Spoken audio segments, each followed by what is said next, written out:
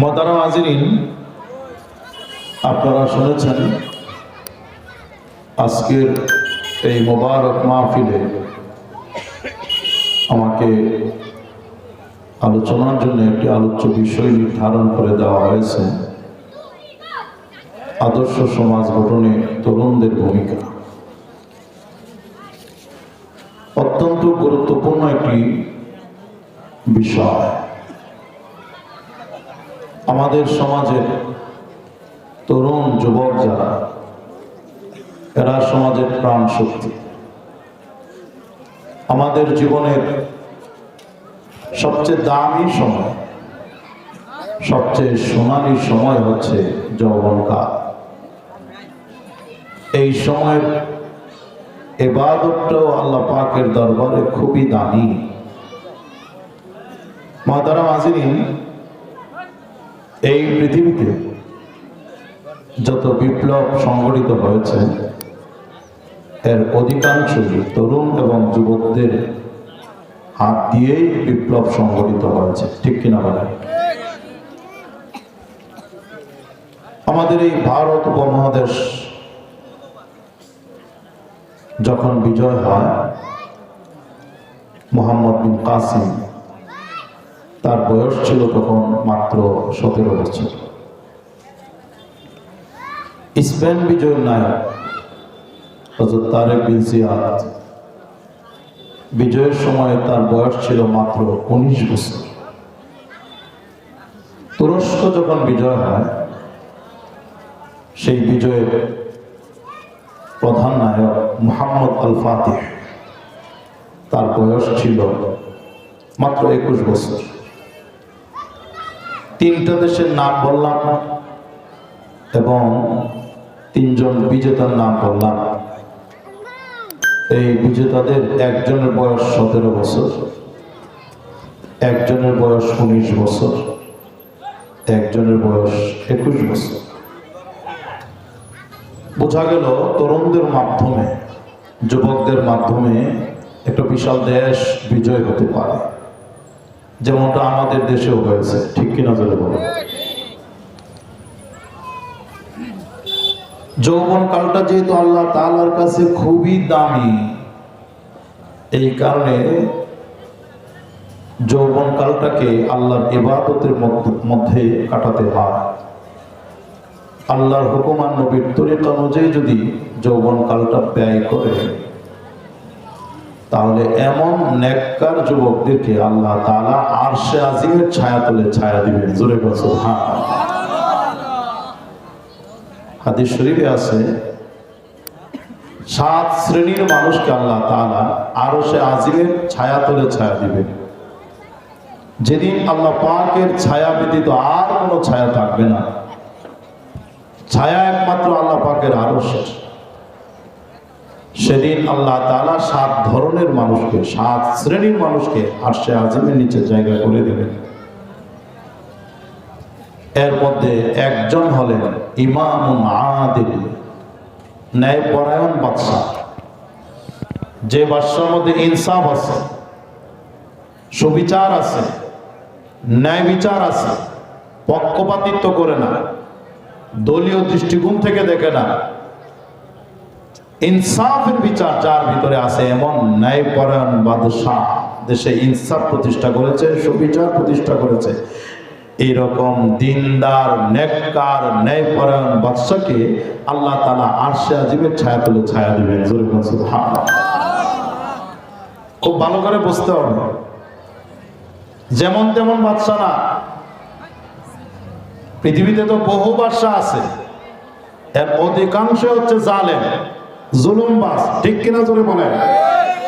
জুলুম করে জনগণের উপরে, জুলুম করে বিরোধী মতের উপরে। তারা ইমামে আদিল হতে পারে না, ন্যায়পরায়ণ বাদশা হতে পারে না। মনে রাখবেন মুসলমান, যারা জুলুম করে তাদের ধ্বংস এবং পতন সুনিশ্চিত, ঠিক কিনা জোরে বলেন? এই উপমহাদেশে বিদগ্ধ একজন সংগ্রামী আলেম দ্বীন ছিলেন, শাহ আতাউল্লাহ বুখারী রহমতুল্লাহি আলাইহি।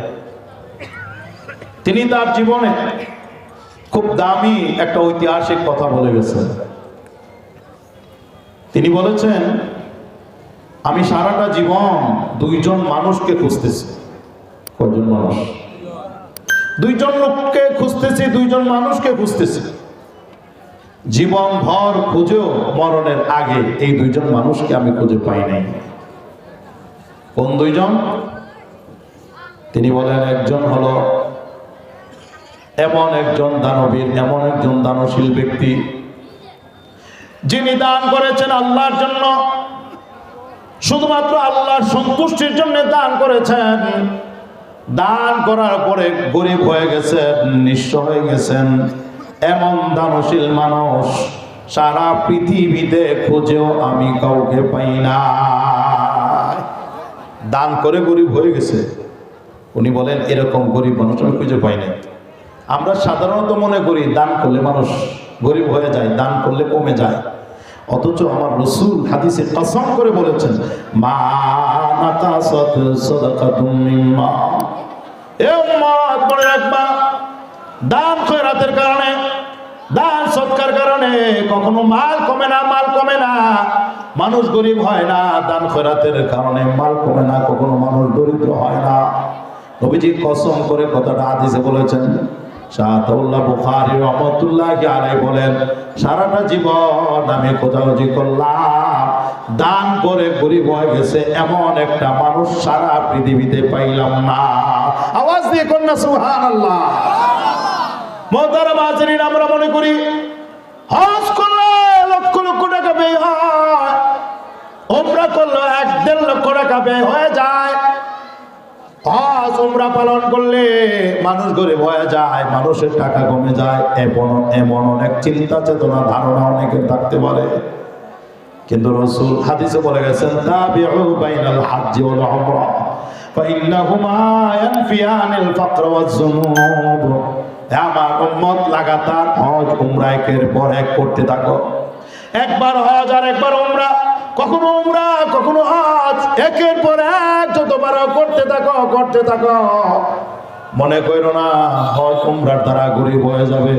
হজ উমরার যতগুলি ফায়দা, নবীজি বলেন, প্রথম ফায়দা হলো ফাইন্নাহুমা ইয়ানফিয়ানিল ফাকরা।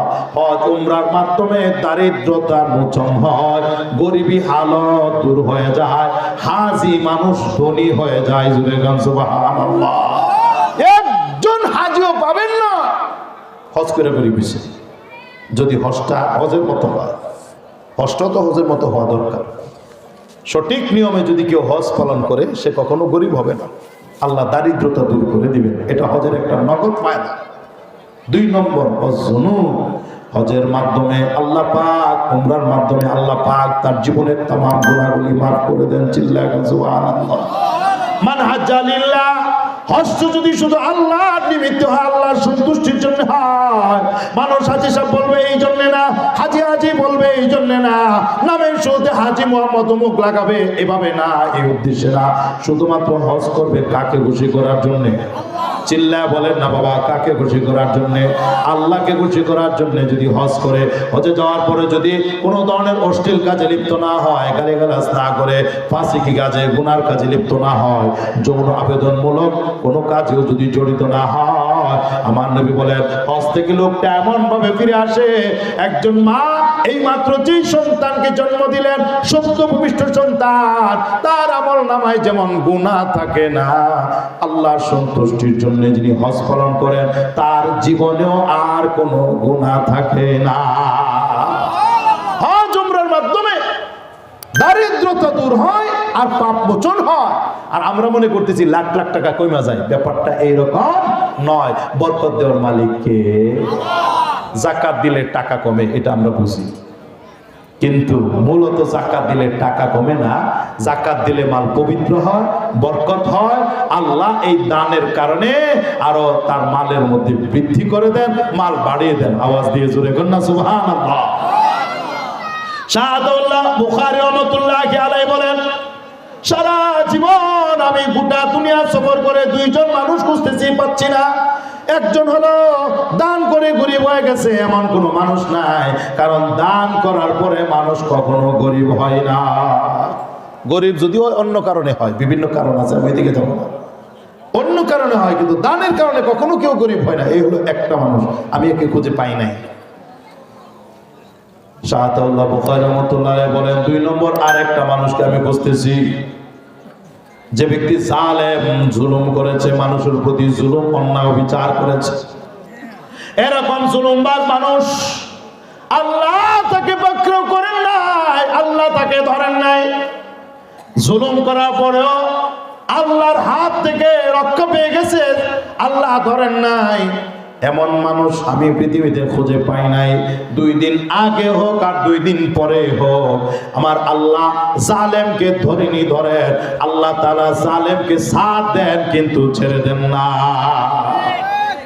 আল্লাহ জালেমকে একটু সুযোগ দেন, অবকাশ দেন, ছাড় দেন, কিন্তু ছেড়ে দেন না।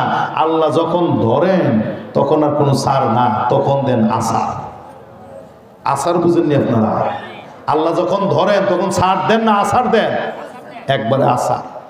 মুহতারাম হাজিরিন, এই জন্য দেশের বাদশাহ যদি ইনসাফকার হয়, ন্যায় বিচারক হয়, ইনসাফ প্রতিষ্ঠা করে, এমন নেককার একজন দিনদার আল্লাহওয়ালা বাদশাকেও আমার আল্লাহ আরশে আজিমের ছায়া তলে ছায়া দিবেন। জোরে বলেন সুবহানাল্লাহ।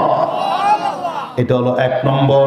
2 নম্বরের যুবকদের আলোচনা, যেই জন্য আমি হাদিসটা বলতেছি, ওয়াশাবুন নাশাফি ইবাদাতিল্লাহ। এমন একজন নেককার দিনদার যুবক, যে যুবক যৌবন বয়সে আল্লাহ পাকের ইবাদত করেছে, যৌবন কালটাকে আল্লাহর ইবাদতের ভিতরে কাটিয়েছে, যৌবন বয়সে বেশি বেশি করে ইবাদত করেছে, এমন একজন দিনদার নেককার যুবককে আমার আল্লাহ আরশে আজিমের ছায়া তলে ছায়া দান করবে। 7 শ্রেণীর মানুষের মধ্যে একদল মানুষ থাকবে যারা যুবক। কেমন যুবক? নেককার যুবক। নেককার হওয়ার জন্য যা যা দরকার সবগুলি গুণাবলী যদি অর্জন করতে পারে, তাহলে সে হয় নেককার। আর এই নেককার যুবকগুলিকে আল্লাহ তাআলা আরশে আজিমের ছায়া তলে ছায়া দেন। জোরে বলেন সুবহানাল্লাহ। আমি সফরে হালতে দোয়া করে যাই, এই যুবক ভাইরা অক্লান্ত পরিশ্রম করে মাহফিল করলেন, আল্লাহ সবগুলি মুমিন যুবককে আল্লাহর দ্বীনের একনিষ্ঠ খাদিম হিসাবে কবুল করেন। তারা যেন নেককার হয়ে যায়, দিনদার হয়ে যায়, আল্লাহওয়ালা হয়ে যায়। তাদের প্রত্যেককে আমার আল্লাহ মঞ্জুর করেন আরশে আজিমের ছায়া তলে তারা যেন ছায়া পেতে পারে। জোরে কোন আমিন। আরো জোরে চিল্লায় এখন আমিন। আদর্শ সমাজ যদি গঠন করতে হয়, তাহলে 1 নম্বর যে কাজটা যুবকদের করা দরকার, আগে যুবকরা নিজেদের সংশোধন করা দরকার। যুবকরা নিজেরা আগে দিনদার হওয়া দরকার, পাশাপাশি অন্যদের সংশোধনের ফিকির করা দরকার। ঠিক কিনা? তাইলে এই সমাজটা হবে আদর্শ সমাজ, সুন্দর সমাজ।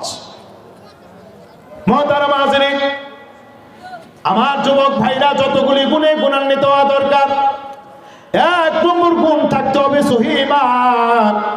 খাঁটি ঈমান লাগবে। ঈমানের ভিতরে যেন কোনো ধরনের ভেজাল সৃষ্টি না হয়। ঈমানকে বরবাদ করার জন্য সবচেয়ে বড় সাংঘাতিক জিনিস হলো শিরিক। শিরিকের মাধ্যমে ঈমান বরবাদ হয়ে যায়, ঈমান চলে যায়, ঈমান নষ্ট হয়ে যায়। মুহতারাম হাজিরিন, কোরআনে কারিমে আমাদের যুবক সম্প্রদায়ের জন্য আল্লাহ সবক রেখেছেন, শিখার জন্য, মানার জন্য, বুঝার জন্য অনেক বিষয় রেখেছেন। পূর্বকালে একদল যুবক, তাদেরকে বলা হতো আসহাবে কাহফ। সূরা কাহফের ভিতরে আমার আল্লাহ 7 যুবকের আশ্চর্যজনক ঘটনা আলোচনা করেছেন। এরা প্রত্যেকেই ছিল যুবক। এরা কি ছিল? জোরে বল। যুবক না বুড়া? আরো জোরে বল। ইন্নাহুম ফিতয়াতুন আমানু বিরাব্বিহিম ওয়া জিদনাহুম আলাল হুদা। আল্লাহ বলেন এরা ছিল যুবক, এরা আল্লাহর উপরে, রবের উপরে ঈমান এনেছিল। আমি আল্লাহ হেদায়েতের শক্তিকে তাদের জন্য বৃদ্ধি করে দিয়েছিলাম। ওই সময়ে জালেম এক বাদশা ছিল, জালেম এক বাদশা, মূর্তি পূজারী বাদশা। এই 7 যুবককে মূর্তি পূজা করার জন্য আহ্বান করেছিল, বাধ্য করেছিল। এই যুবকগুলা যেহেতু ঈমানের বলে বলিয়ান ছিল, স্পষ্টভাবে বাদশাকে জানায়া দিল, জীবন দিব, শহীদ হতে রাজি আছি, কিন্তু মূর্তিকে সেজদা দিতে পারবো না। কি বলেন? মূর্তির সাথে ইমানদারের কোনো সম্পর্ক আছে? মূর্তি যদি আপনারা নিমখালি বাজারে বড় একটা মূর্তি বানায় থয়ে দিই, সকাল বিকাল দেখলে গুনাহ মাফ হইব, সোয়াব হইব, কথাই তো কয়না দেয়া যায়। মূর্তি রাখার মধ্যে কোনো ফজিলত আছে নাকি? মূর্তির মধ্যে কোনো ফজিলত নাই। মূর্তির সাথে ইসলামের ন্যূনতম কোনো সম্পর্ক নাই। বরং জাতির পিতা ইব্রাহিম আলাইহিস সালাম মূর্তি ভাঙছেন। আমার নবী বিশ্বনবী মুহাম্মদুর রাসূলুল্লাহ সাল্লাল্লাহু আলাইহি সাল্লাম কাবার আশপাশে 360 মূর্তি ছিল, মূর্তিগুলি ভাঙছেন। ঠিক কিনা বলেন? মূর্তি বানানো দরকার না ভাঙা দরকার? সবাই বলেন না যে মাশাআল্লাহ। এই যে দেখেন যুবকেরা এরা ক্লিয়ার বললো, না না আমরা মূর্তি পূজা করতে পারবো না, মূর্তির সামনে মূর্তির পায়ে সেজদা দিতে পারবো না। রব্বুনা রব্বুস সামাওয়াতি ওয়াল আরদ। আরে এই মূর্তি তো আমাদের রব না, আমাদের রব বলেন তিনি আসমানের রব, যিনি আসমান যিনি সৃষ্টি করেছেন, জমিন যিনি সৃষ্টি করেছেন। এই ইমানদার আওয়াজ দিয়ে বলেন 7 আসমান কে সৃষ্টি করেছেন? সবাই বলেন না কেন 7টা জমিন সৃষ্টি করেছেন কে? সুতরাং আসমান যিনি সৃষ্টি করেছেন, জমিন যিনি সৃষ্টি করেছেন, আসমানের রব যিনি, জমিনের রব যিনি, আমাদের রব হলো তিনি। ঠিক না বেটি? যুবকরা স্পষ্ট বলল বাদশার সামনে আমরা মূর্তি পূজা করতে পারবো না। বাদশা কয় দেখো তোমরা খুব দামি নামি ফ্যামিলির ছেলে, এখনই আমি তোমাদেরকে কঠিন শাস্তি দিতে চাই না। তোমাদের চিন্তা ভাবনার জন্য এবং তোমাদের ধর্ম থেকে ফিরে আসার জন্য আমি কয়েকটা দিন সময় দিলাম। সামনে আমার একটা লম্বা সফর থেকে ফিরে এসে আবার তোমাদেরকে ডাকবো। কাজেই তোমরা আমার ধর্মে ফিরে আসো, মূর্তি পূজা করো। আমি বাদশা, আমি নিজেও মূর্তি পূজা করি। যুবকদেরকে ডাক দেবো তোমরাও মূর্তি পূজা করো। জোরে করো নাউজুবিল্লাহ। আমার বাজেরা বন্ধুরা, আল্লাহ যাকে চান তাকে হেদায়েত দেন, আল্লাহ যাকে চান গোমরা করে দেন। একটু আওয়াজ দিয়ে বলেন তো ঈমান ইসলাম হেদায়েতের মালিক কে? काबा में पैदा करे जिंदे को, काबा में पैदा करे जिंदे को, लाभे बुतखाना से वो सिद्दीक को, अहली अलूत नबी हो काफिरा, ज़ौजे फिरौन हो बेताहिरा, ज़ादे आज़र खलीलुल्लाह हो और कनानों का गुमराह हो। मोहतरम हाज़रीन, ईमान इस्लाम देওয়ার একমাত্র মালিক হচ্ছে আল্লাহ। এই কারণে দেখা যায় নবীর ছেলে হয়ে হেদায়েত পায় নাই। নূহ আলাইহিস সালামের ছেলে নূহ নবী জলিল কদর একজন পয়গম্বর, তার ছেলে কেনান সে ছিল আস্তা একটা বেঈমান। ঠিক কিনা জোরে বলেন? নবীর ছেলে হয়েও ঈমান পাই নাই, হেদায়েত পাই নাই। বাবা যখন ডাক দিল ক্বালা ইয়া বুনাইয়ার কাম মা'ানা ওয়ালা তাকুম মা'আল কাফিরিন, হে আমার আদরের সন্তান আমার সাথে ওঠো, ঈমানদারদের সাথে কিস্তিতে ওঠো, নৌকায় আরোহণ করো, কাফেরদের সাথে তাকিও না। কাফেররা ডুবে মরবে, নিমজ্জিত হয়ে যাবে। বাঁচতে যদি চাও ঈমানদারদের সাথে থাকো, ঈমানদারদের সাথে নৌকায় ওঠো। ছেলে এত বড় বেঈমান, বাবার কথাকে প্রত্যাখ্যান করে সে জবাব দিল ক্বালা সাআবি ইলা জাবালি ইয়াসিমুনি মিনাল মা। না বাবা, তোমার সাথে কিস্তিতে ওঠার দরকার নাই, নৌকাতে উঠবো না, উঠবো না। পাশে বিশাল উঁচু পাহাড় আছে, প্রবল যতই বড় হোক না কেন পাহাড়ের উচ্চতাকে ছাড়াতে পারবে না, পাহাড় তো আর ডুবাইতে পারবে না, পাহাড়ের উঁচু চূড়া তো আর ডুববে না। আমি পাহাড়ের সবচেয়ে উঁচু চূড়ায় গিয়ে আশ্রয় নিব, তবু তোমার সাথে নৌকায় উঠবো না। জোরে করুন না। قال لا عاصم اليوم من أمر الله। বাবা হযরত নূহ আলাইহিস সালাম বললেন আল্লাহর সিদ্ধান্ত থেকে, আল্লাহর ফয়সালা থেকে আজকে কোনো রক্ষাকারী নাই, কেউ বাঁচাতে পারবে না। বাপ বেটা কথা বলতেছিলেন, পরস্পরে কথাবার্তা চলছিল, হঠাৎ একটা ঢেউ আসলো। ওয়াহালা বাইনাহুমাল মাউজু ফাকানা মিনাল মুগরাকিন। একটা ঢেউ এসে ছেলেকে বাবার চোখের সামনে থেকে আড়াল করে নিয়ে গেল।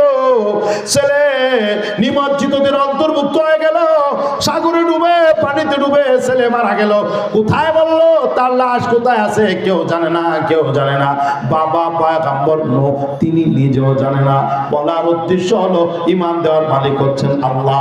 পয়গম্বরের ছেলে হয়ে হেদায়েত পায় নাই। হযরত ইব্রাহিম আলাইহিস সালাম বড় একজন পয়গম্বর, জলিল কদর নবী এবং রাসূল, অথচ তার বাবা ঈমান পায় নাই। বাবা আজও ছিল মূর্তি বিক্রেতা, নিজের হাতে করে মূর্তি বানায় মূর্তিগুলো কাঁধে করে বাজারে নিয়ে এগুলো বিক্রি করতো, এভাবে তার ইনকাম হতো।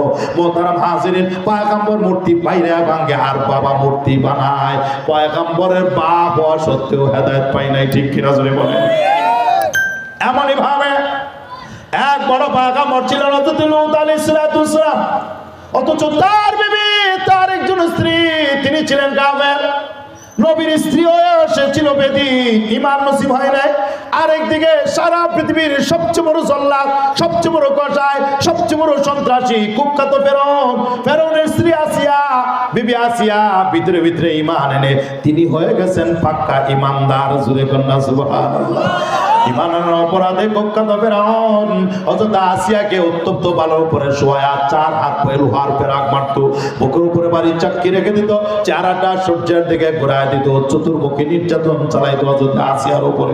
জমানার পয়গম্বর হযরত মুসা আলাইহিস সালাম আসিয়ার পাশ দিয়ে যখন যাচ্ছিলেন, নির্যাতন স্টিমুলার চলতেছে আসিয়ার উপরে। এই অবস্থা দেখে পয়গম্বর নিজের চোখের পানি আর ধরে রাখতে পারলেন না, চোখ থেকে টপ টপ করে অশ্রু নির্গত হচ্ছে। বিবি আসিয়া দেখে বলে, পয়গম্বর কষ্ট করতেছে আমি, আর কাঁদেন হলো আপনি? না না না, কাঁদবেন না, কাঁদবেন না। ঈমানের অপরাধে কুখ্যাত ফেরাউন যদি আমাকে মেরে কেটে টুকরা টুকরো করে ফেলে, আমাকে যদি শহীদ করে ফেলে, শহীদ হতে রাজি আছি, মরতে রাজি আছি, শরীর টুকরা টুকরা করতে রাজি আছি, কিন্তু ঈমান ছাড়তে রাজি না। যুবক ভাইরা রে আমার, তোমাদের প্রতি আমার এক নম্বর কথা, যদি তোমরা আদর্শ সমাজ গঠন করতে হয়, পাক্কা ঈমানদার হওয়া লাগবে, ঠিক কিনা জোরে বলেন? কোনো কিছুর সামনে মাথা নত করা যাবে না।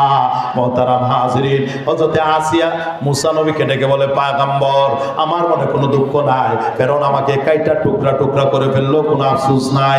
আমি শুধু একটা কথা আপনার মাধ্যমে আল্লাহর কাছ থেকে জানতে চাই, ফেরাউন যে আমাকে এত কষ্ট দিতেছে, নির্যাতনের স্টিমুলার চালিয়েছে, আমার কোনো দুঃখ নাই। আমি শুধু আপনার মাধ্যমে আল্লাহর কাছ থেকে এতটুকু জানতে চাই, ঈমান রক্ষার জন্য আমি যে এত কষ্ট মুজাহাদা করতেছি, আমার আল্লাহ আমার উপরে রাজি আর খুশি আছেন কিনা? আমার আল্লাহ যদি আমার প্রতি রাজি আর খুশি হয়ে যান, আমার আর কিচ্ছু লাগবে না। মানলাহুল মাওলা ফালাহুল কুল। আরে যে আল্লাহরে পাইছে তো সবই পেয়ে গেছে, ঠিক কিনা জোরে বলে? সদর শামসুর রহমাতুল্লাহ আলাইহি, শামসুল হক ফরিদপুর রহমাতুল্লাহ আলাইহি, তার ঐতিহাসিক কথা, তুমি আল্লাহকে পাইছো, তুমি সবই পেয়ে গেছো, আল্লাহরে পাও নাই, গুড়ার ডিম তুমি কিচ্ছুই পাও নাই, ঠিক কিনা জোরে বলে? আসিয়া বলে, আমি যদি আল্লাহকে পাওয়া যায় আমার আর কিছু লাগবে না। হযরত মুসা আলাইহিস সালাম জানালেন, আসিয়া এমন একটা মুবারক সময় এখন চলতেছে, রব্বি কারীম তোমার আলোচনা তার নৈকট্যশীল ফেরেশতাদের কাছে করতেছেন। আসিয়া গো, এই মুহূর্তে তুমি আল্লাহর দরবারে যে কোনো দোয়া করো না কেন, তোমার দোয়া করতে দেরি, আমার আল্লাহ তোমার দোয়া কবুল করতে মোটেও দেরি করবেন না। যেই দোয়াটাই করবো আল্লাহ কবুল করবেন। আসিয়া তখন আল্লাহর কাছে দোয়া করছেন, বাড়ি চান নাই, গাড়ি চান নাই, চেয়ার চান নাই, ক্ষমতা চান নাই, রানীর মর্যাদা নিয়ে থাকতে চান নাই। তিনি যে দোয়াটা করেছেন এটা আমাদের জন্য শিক্ষণীয়। তাই আল্লাহ হযরত আসিয়ার দোয়াটাকে আয়াত বানায়া কোরআনে কিয়ামত পর্যন্তের জন্য রেকর্ড করেছেন। চিল্লায়া জোরে গান সুবহানাল্লাহ। ক্বালাত রাব্বি বিনিলি ইনদাকা বাইতান ফিল জান্নাতি ওয়া নাজ্জিনি মিন ফিরআউন وعمله ونجني من القوم الظالمين। الله ফেরাউনের জুলুম নির্যাতন আমি সহ্য করতে রাজি, ঈমান ছাড়তে রাজি না। আমি ঈমান রক্ষার জন্য প্রয়োজনে শহীদ হতে রাজি, জীবন দিতে রাজি। আল্লাহ আমার শাহাদাতের পর, আমার মৃত্যুর পর আমি যেন তোমার কাছে আশ্রয় নিতে পারি, জান্নাতের ভিতরে তোমার অতি সন্নিকটে আমার জন্য একটি প্রাসাদ, একটি অট্টালিকা, একটা বিল্ডিং নির্মাণ করে দাও। আমি মরণের পরে যেখানে গিয়ে আশ্রয় গ্রহণ করব। আল্লাহ আমাকে ফেরাউন এবং তার জুলুম থেকে এবং জালেম সম্প্রদায়ের জুলুমের কবল থেকে নাজাত দাও। বন্ধুরা আমার, হযরত আসিয়া দোয়া করছেন, আমার আল্লাহ এই দোয়া নগদ নগদ কবুল করে নিয়েছেন। আল্লাহ তাআলা আসমানের সবগুলো গেট খুলে দিয়েছেন, জান্নাতের সবগুলি দরজা আসিয়ার সামনে খুলে দিয়েছেন। জমিনে শুয়ে শুয়ে আসিয়া আকাশের দিকে তাকিয়ে জান্নাতের তার বাড়িটা কোথায় হবে, কেমন হবে নিজের চোখে দেখতে লাগলেন, পর্যবেক্ষণ করতে লাগলেন। আর ওই সময় আমার আল্লাহ মালাকুল মউতকে পাঠিয়ে দিলেন, যাও আসিয়ার জান কবজ করে নিয়ে আসো, আসিয়ার জন্য একটুও কষ্ট না হয়। জোরে কোন সুবহানাল্লাহ। তাহলে ঈমান ইসলাম দেওয়ার মালিক নবীর বউ হয়ে হেদায়েত পায় না, আর কুখ্যাত ফেরাউনের স্ত্রী হয়ে পাক্কা ঈমানদার। ঈমান দেওয়ার মালিক কে? কাবা में पैदा करे जिंदगी को, काबा में पैदा करे जिंदगी को, लाभे बुत खाना से वो सिद्दीक को, लाभे बुत खाना से वो सिद्दीक को। मोहतरम हाजिরিন, দেখেন আল্লাহর কুদরত বোঝা যায় না। কুখ্যাত আবু জাহেল সে যখন মার গর্ভে ছিল, আবু জাহেলের মা সন্তানকে গর্ভে নিয়ে পেটে নিয়ে কাবা করে তুয়াফ করতে গিয়েছিল। 2-4 চক্কর দেওয়ার পরে প্রসব বেদনা শুরু হয়ে গেছে। কাবা চত্বরে আবু জাহেল জন্ম নিয়েছে, আবু জাহেল ভূমিষ্ঠ হয়েছে। জায়গাটা কত দামি, কাবা ঘরের সামনে আবু জাহেলের জন্ম। কিন্তু জায়গা দামি হইলে কি হইব? হেত পুরা কপাল, তার কপালে ঈমান নসিব হয় নাই, যে কারণে আবু জাহেল হয়ে গেছে আমার নবীর 1 নম্বরের বড় দুশমন। ঠিক কিনা জোরে বলেন? পক্ষান্তরে সাইয়েদনা সিদ্দিক আকবর, হযরত আবু বকর সিদ্দিক রাদিয়াল্লাহু তাআলা আনহু, তিনি যখন তার মার গর্ভে ছিলেন, আবু বকরের মা সন্তানকে গর্ভে নিয়ে মূর্তির ঘরে পায়চারি করতেছিলেন। যে ঘরে অনেকগুলি মূর্তি ছিল, ওই ঘরে ঘোরাফেরা করতেছিলেন আবু বকরের মা। ওই সময় প্রসব বেদনা শুরু হয়ে গেছে। আবু বকর রাদিয়াল্লাহু তাআলা আনহুর মা মূর্তির ঘরে শুয়ে পড়ছেন। মূর্তির ঘরে আবু বকর রাদিয়াল্লাহু আনহুর জন্ম। জায়গাটা তো বেশি সুবিধার না, জায়গাটা তো বেশি ভালো না, নিকৃষ্ট জায়গা। কিন্তু জায়গাটা নিকৃষ্ট হলে কি হবে? যে ওই জায়গায় যে আবু বকরের জন্ম, আল্লাহ শুধু আবু বকর রাদিয়াল্লাহু আনহুকে ঈমান ইসলাম হেদায়েত দিয়ে ধন্য করেন নাই, বরং সে আবু বকর হয়ে গেছে আমার নবীর 1 নম্বরের বড় সাহাবী, নবীর 1 নম্বরের বন্ধু, 1 নম্বরের বড় সহযোগী। চিল্লায়া জোরে কোন সুবহানাল্লাহ। আমি সেই কথাই বলতেছিলাম, যুবক ভাইরা, জালেম বাদশা 7 জন যুবককে আহ্বান করেছে মূর্তি পূজা করার জন্য, আলটিমেটাম দিয়েছে, তারা কোনো কেয়ার করে নাই। এই ফাঁকে যুবকেরা সিদ্ধান্ত নিল, পরস্পরের সিদ্ধান্ত নিল, আমরা যদি শহরে থাকি অবশ্যই যে কোনো ভাবে বাদশা আবার আমাদেরকে রেখে মূর্তি পূজার জন্য বাধ্য করবে। এই জন্য চলো আমরা রাত্রির অন্ধকারে পাহাড়ের কোনো গুহায় আশ্রয় নিয়ে জীবনটা কাটিয়ে দেই, পাহাড়ের ভিতরে জীবন কাটিয়ে দেব, তবু মূর্তি পূজায় কখনো লিপ্ত হব না। মুহতারাম হাজিরিন, রাত্রি আধারে এই যুবকগুলি যখন বের হয়েছে, একটা বোবা প্রাণী কুকুর, কুকুরটা একটা নিকৃষ্ট প্রাণী। এ মুসলমান, ভালো করে বুঝবার চেষ্টা করবেন। ভালো মানুষের সাথে মানুষ যদি থাকে, অটোমেটিক মানুষ ভালো হয়ে যায়। আলেমদের সাথে থাকতে থাকতে মানুষ এমনিতেই মানুষ দিনদার হয়ে যায়। হাক্কানি রব্বানি পীর মাশায়েখদের খানকায় থাকতে থাকতে এমনিতেই মানুষ বড় বুজুর্গ হয়ে যায়। এমনিভাবে সহিভাবে যদি আল্লাহওয়ালা তাবলীগওয়ালা যারা ওদের সাথে সময় লাগায়, তারাও মানুষ দিনদার নামাজি হয়ে যায়। কথা বলেন ঠিক কিনা? মুহতারাম হাজিরিন, এই যে একটা নিকৃষ্ট প্রাণী কুকুর রাত্রি অন্ধকারে যুবকদের পিছনে চলতেছে, যুবকরা যেতায় যায়, কুকুর ওই দিকে যাওয়া শুরু করেছে। যুবকরা পরস্পরে বলাবলি করতে লাগলো, হায় হায়, আমরা যদি কুকুরটাকে সাথে নিয়ে যাই, কুকুর যদি আমাদের সাথে যায়, তাহলে এই কুকুর চেঁচামেচি করবে, চিৎকার করবে, হইচই করবে, আমরা ধরা পড়ে যাব, প্রশাসনের লোকজন, পুলিশ বাহিনী আমাদেরকে পেয়ে যাবে, তখন তো আমাদেরকে হত্যা করতে পারে, অথবা মূর্তি পূজার জন্য আবারও বাধ্য করতে পারে। না, কুকুরকে আমাদের সাথে নেওয়া যাবে না। বারবার কুকুরকে তাড়াইতেছিল, ধমকাইতেছিল, কুকুর যেন তাদের সাথে না যায়, কুকুরকে তাড়াইতেছিল। কিন্তু আমার আল্লাহ এই বোবা প্রাণী কুকুরটার জবান খুলে দিয়েছে। কুকুরটা স্পষ্ট ভাবে মানুষের মতো কথা বলতে লাগলো, আমার উহিব্বু আহবাবাল্লাহ, আমার উহিব্বু আহবাবাল্লাহ।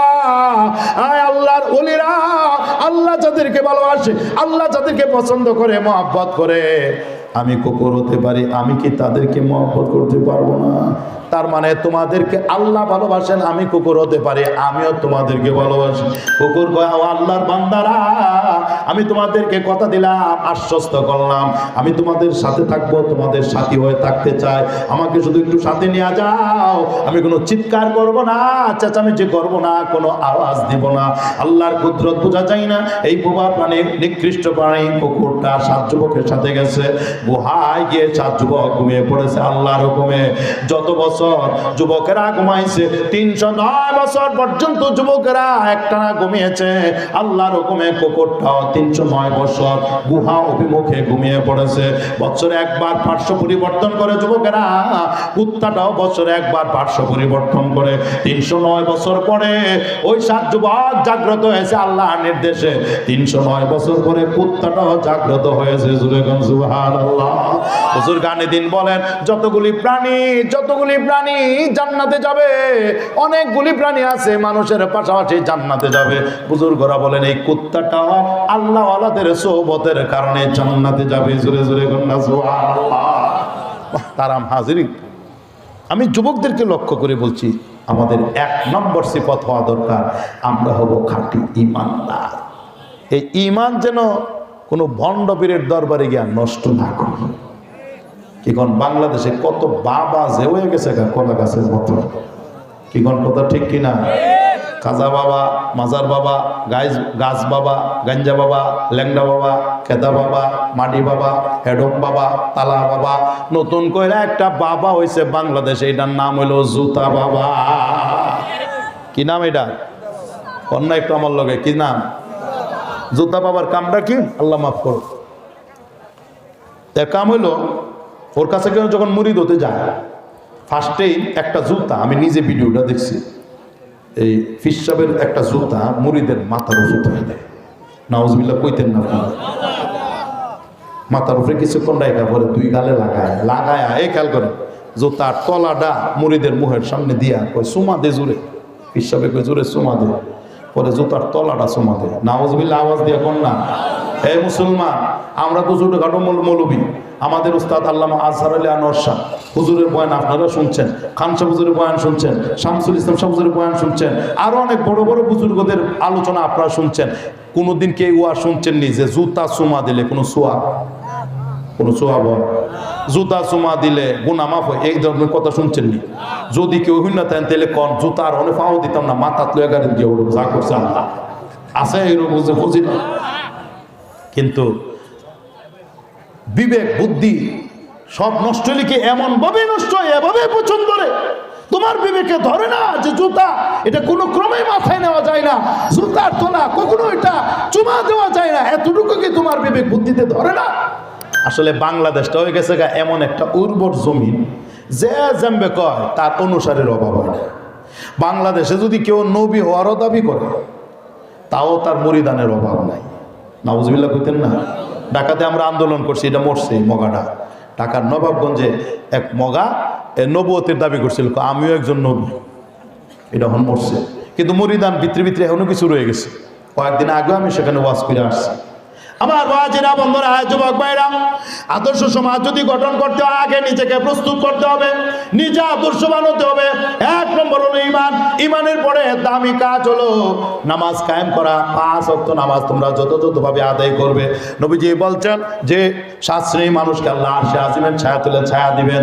এর মধ্যে রাজুলুন কলবুহু মুআল্লাকুন বিল মাসাজিদ, মসজিদের সাথে যাদের আত্মার সম্পর্ক হয়ে যাবে, মসজিদের সাথে যাদের দিলের সম্পর্ক হয়ে যাবে, মসজিদকে ভালোবাসে, মসজিদের উন্নয়নের ফিকির করে, মসজিদ ঝাড়ু দেয়, মসজিদ পরিষ্কার করে, 5 ওয়াক্ত নামাজ মসজিদে গিয়ে জামাতের সাথে আদায় করে, এমন মসজিদওয়ালা মানুষ যারা মসজিদের সাথে আত্মার সম্পর্ক কায়েম করবে, যারা, আমার নবী বলেন মসজিদওয়ালা মানুষগুলোকে আমার আল্লাহ আরশে আজিমের ছায়া তুলে ছায়া দান করবে। আমার নবী জীবনের সর্বশেষ কথাটা, ইন্তেকালের আগে আগে যে কথাটা বলে গেছেন সেটা ছিল নামাজ। নামাজ উম্মত নামাজের ব্যাপারে যত্নবান হবে, এবং তোমার অধীনস্থ যারা এদের ব্যাপারেও যত্নবান হবে, এদের প্রতি যেন জুলুম না হয়। তো নামাজের কথাটা আমার নবী মৌখিকভাবে সর্বশেষ সময় বলে গেছে। মুহতারাম হাজিরিন, এইজন্য নামাজ মান হাফাযা আলাইহা কানাত লাহু নূরান ওয়া বুরহানান ওয়া নাজাতান ইয়াউমাল কিয়ামাহ। নামাজের দ্বারা অনেক ফায়দা, এর মধ্যে একটা ফায়দা হলো কিয়ামতের ময়দানে এই নামাজ হবে নূর, নামাজ হবে আলো, নামাজ হবে দলিল, নামাজ হবে কিয়ামতের দিন নাজাতের উসিলা। জোরে জোরে কন্না সুবহানাল্লাহ। ওমান লাম ইউহাফিজ আলাইহা, নিয়মিত যে নামাজ পড়ে না তার জন্য হাশরের ময়দানে কোনো নূর থাকবে না, আলো থাকবে না। মনে রাখবেন মুসলমান, হাশরের ময়দানটা পুরাটা অন্ধকার, অন্ধকার, অন্ধকারে চলতে বড় ডর লাগে, ভয় লাগে, অন্ধকারে চলা বড় মুশকিল। কিন্তু সেই অন্ধকারে, হাশরের অন্ধকার ময়দানে ঈমানদারের জন্য আতঙ্কিত না হয়, ভীতু সন্ত্রস্ত না হয়। রব্বে কারীম ঈমানদারের মাঝে নূর এবং আলো বন্টন করবেন। সেই নূর আর আলো হবে ঈমানের, সেই নূর আর আলো হবে নামাজের, সেই নূর আর আলো হবে কোরআনের। সুতরাং নামাজের সাথে যার সম্পর্ক হবে, কোরআনের সাথে যার সম্পর্ক হবে, ঈমানের সাথে যার সম্পর্ক বেশি হবে, আল্লাহ তাআলা তাকে তত বেশি নূর, তত বেশি আলো দিবেন। আয়াতের ব্যাখ্যায় রাইসুল মুফাসসির আব্দুল্লাহ ইবনে আব্বাস রাদিয়াল্লাহু আনহু বলেছেন, আল্লাহ কিয়ামতের দিন যাকে চাইবেন একটা খেজুর গাছ সম পরিমাণ বিশাল আলো দান করবেন, যাকে আল্লাহ চাইবেন মাথা থেকে পা পর্যন্ত বডির সাইজ অনুযায়ী আলো দান করবেন। সর্বনিম্ন আলো যাকে দেওয়া হবে তিনি বলেন এক আঙ্গুল পরিমাণ আলো। সামান্য একটু আলো দেখছেন না, মোবাইলে একটু আলো থাকে, সামান্য ছোট্ট একটু বাতি থাকে, এটা দিয়া বাথরুমে যাওয়া যায়, টুকটাক কাম কাজ মোবাইলের আলো দিয়া করা যায়, ঠিক কিনা জোরে বলেন। আব্দুল্লাহ ইবনে আব্বাস রাদিয়াল্লাহু আনহু বলেন এক আঙ্গুল পরিমাণ আলো দেওয়া হবে হাশরের ময়দানে, এটারও ফায়দা হবে। এই সামান্য আলো দিয়েও ওই গুনাহগার মানুষটা এক সময় পুলসিরাতের ব্রিজ পাড়ি দিয়ে, অন্ধকার হাশরের ময়দান পার হয়ে পুলসিরাতের ব্রিজ পাড়ি দিয়ে এক সময় আল্লাহর জান্নাতে চলে যাবে।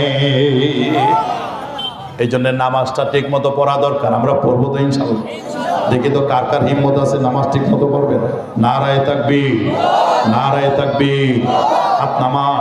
যুবকরা, তোমরা যদি আদর্শ সমাজ গঠন করতে চাও আগে নামাজি হও, ঠিক কিনা?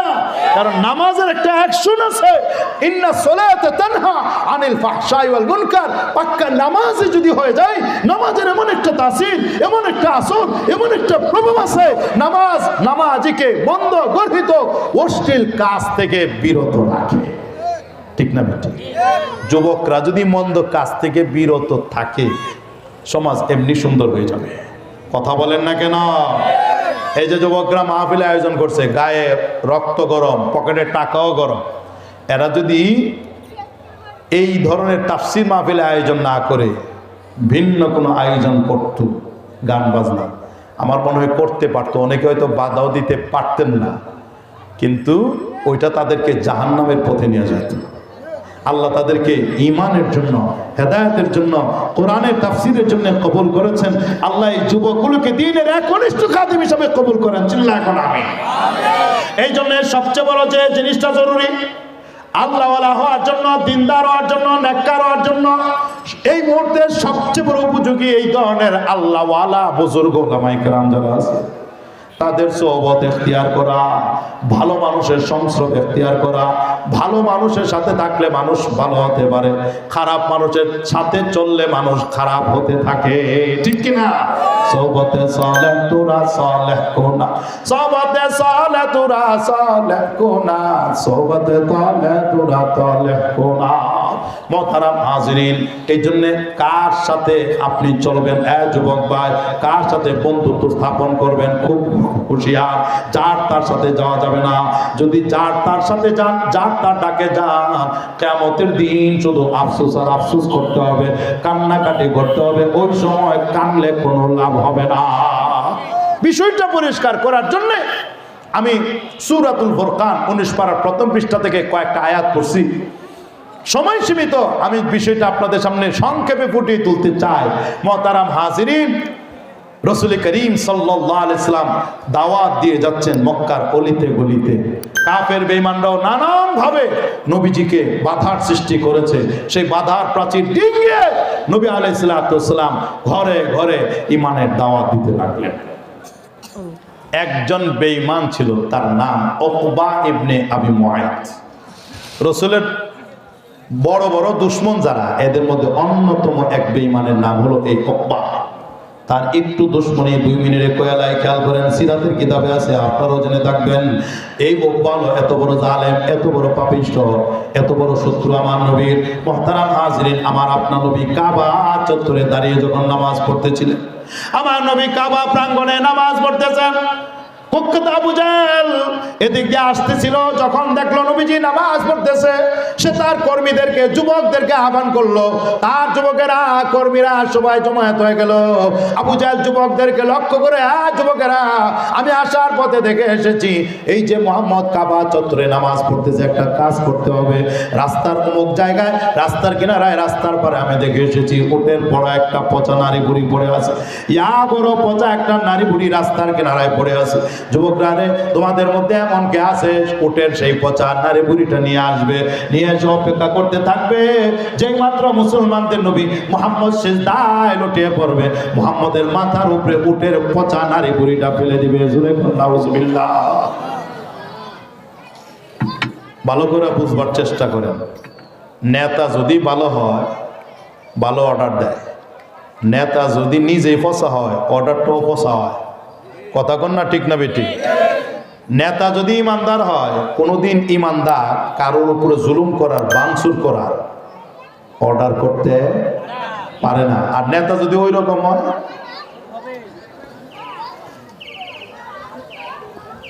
অনেক নিরপরাধ মানুষের উপরে জুলুম হয়। কথা বলেন না কেন?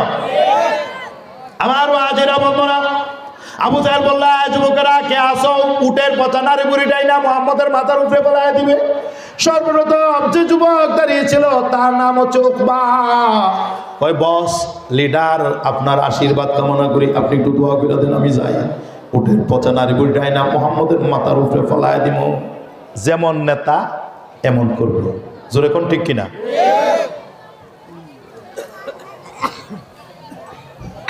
আমার বাজেরা বন্ধুরা, বেঈমান উকবা উটের পচা নারী বুড়ি এনে কাবা চত্বরে অপেক্ষা করতে লাগলো। যেই মাত্র আমার আপনার নবী রুকু শেষ করে সিজদায় লুটিয়ে পড়েছেন, বেঈমান উকবা আরো 2-1জনকে দরাদরি করে উটের পচা নারী বুড়িটা সোজা আমার নবীর মাথার উপরে ফেলায় দিল। নাউজুবিল্লাহ। সবাই চিল্লা এখন নাউজুবিল্লাহ। আর এত বড় ভারী, এত ভারী, নবীজি আমার সিজদা থেকে আর মাথা উঠাতে পারছিলেন না। আবার এত বিশ্রী দুর্গন্ধ ছড়াইতেছে, যে কারণে নবীজি শ্বাস প্রশ্বাস গ্রহণ করতে পারছিলেন না, শ্বাস নেওয়া কঠিন হয়ে গেছে। ঘটনার প্রত্যক্ষদর্শী সাহাবী, বালক সাহাবী হযরত আব্দুল্লাহ ইবনে মাসউদ রাদিয়াল্লাহু তাআলা আনহু, তার বয়স তখন কম। দূর থেকে তিনি এই দৃশ্য দেখতেছিলেন। তিনি বলেন, আহারে, আমি কি করতে পারি? আমি একা, ওরা অনেক, আমি অল্প বয়সী, ওরা মুরব্বী, সমাজের মাতবর, বড় বড় লিডার, আমি একলা তো আর এতগুলি মানুষের মোকাবেলা করতে পারি না। আব্দুল্লাহ ইবনে মাসউদ বলেন, নবীজির মাথার উপরে উটের পচা নারী বুড়ি ফেলায় দিয়েছে, নবীজির কষ্ট হইতেছে, শ্বাস নেওয়া কঠিন হয়ে পড়েছে।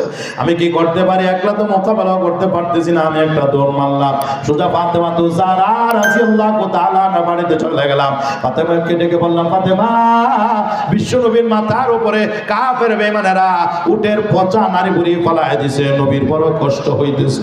ফাতেমা, নবীজি সিজদা থেকে মাথা উঠাতে পারছেন না, শ্বাস প্রশ্বাস নেওয়া কঠিন হয়ে পড়েছে। চলো, জলদি করে চলো, তুমিও যাও, আমিও যাই। দুজন মিলে গিয়ে নবীজির মাথার উপর থেকে পচা নারী বুড়িগুলি সরায় দে, তাহলে আল্লাহ নবী সিজদা থেকে মাথা উঠাইতে পারবেন। হযরত ফাতেমা তো যারা রাদিয়াল্লাহু তাআলা আনহা দৌড়ে গেলেন, নবীজির মাথার উপর থেকে পচা নারী বুড়ি সরাইলেন। কাফের বেঈমানদেরকে অনেক কিছু বললেন, পচা নারী বুড়িটা সরাইলেন। এরপর আল্লাহ নবী সিজদা থেকে মাথা উঠাইছে। এই কাজটা যে করেছিল, নবীর মাথার উপরে পচা নারী বুড়িটা যে ফেলাইছিল, তারই নাম হচ্ছে উকবা। যুবক ভাইরা শিক্ষা নিতে হবে। এই উকবার ব্যাপারে তেলাওয়াতকৃত আয়াতগুলি নাজিল হয়েছে। তার একটা ভালো দিকও ছিল, মাঝে মাঝে সময় পেলে রাসূলের দরবারে, রাসূলের মজলিসে বসতো। নবীজির হাদিস, নবীজির কথাবার্তা তার নাকি ভালো লাগতো। আবার অনেক সময় সফরে বের হয়ে সফর থেকে ফিরে এসে লোকজনকে বাড়িতে দাওয়াত করে খানা খাওয়াইতো। আসলে খানা খাওয়ানো এটা একটা বড় আমল, বড় ইবাদত, ঠিক কিনা জোরে বলেন? ওয়ায়ুতঈমুনা আত-তুআম আলা হুব্বিহি মিসকিনাও ওয়া ইয়াতীমাও ওয়া আসীরা। তারা হলো এমন যারা একমাত্র আল্লাহর সন্তুষ্টির জন্য খানা খাওয়ায়। কেমন মানুষকে খানা খাওয়ায়? মিসকিন আর মিসকিনকে, ওয়া ইয়াতীম আর ইয়াতীমকে, ওয়া আসীরা কয়েদি এবং বন্দীদেরকে, গরিব দুঃখী মানুষকে খানা খাওয়াবেন। এটা বড় আমল, বড় সওয়াব। মাদ্রাসার তালেবে ইলমদেরকে খানা খাওয়াবেন। দূর দূরান্ত থেকে এসে তারা কোরআন শরীফ মুখস্থ করে হাফেজ হয়, আলেম হয়, এদেরকে খানা খাওয়াবেন। এটা দামি ইবাদত। এই বেঈমানের বাচ্চা এই দামি আমলটা পাওয়া গেছে, ঈমান নাই কিন্তু মানুষের দাওয়াত কইরা খাওয়ায়। একবার যখন সফর থেকে বাড়িতে ফিরছে, ওকমা নামক বেঈমান লোকদেরকে দাওয়াত করতেছে। কি মনে করে? রাসূলের বাড়ি থেকে আমার নবীকে বলতেছে, এ মুহাম্মদ, আপনারা সবাই জোরে বলেন সাল্লাল্লাহু আলাইহি ওয়াসাল্লাম, হে মুহাম্মদ, আপনি জানেন আমি আপনাকে মহব্বত করি, আপনাকে ভালোবাসি। দেখেন কারবারটা, যে বেচারা আমার নবীর উপরে মাথার উপরে নামাজরত অবস্থায় নবীজি নামাজ পড়াকালীন নবীজির মাথার উপরে উঠে পচা নারী ভরে ফেলায় দিছে, এই বেটাও দাবি করে সে নাকি নবীরে মহব্বত করে। আমি আপনাকে মহব্বত করি, আপনাকে ভালোবাসি।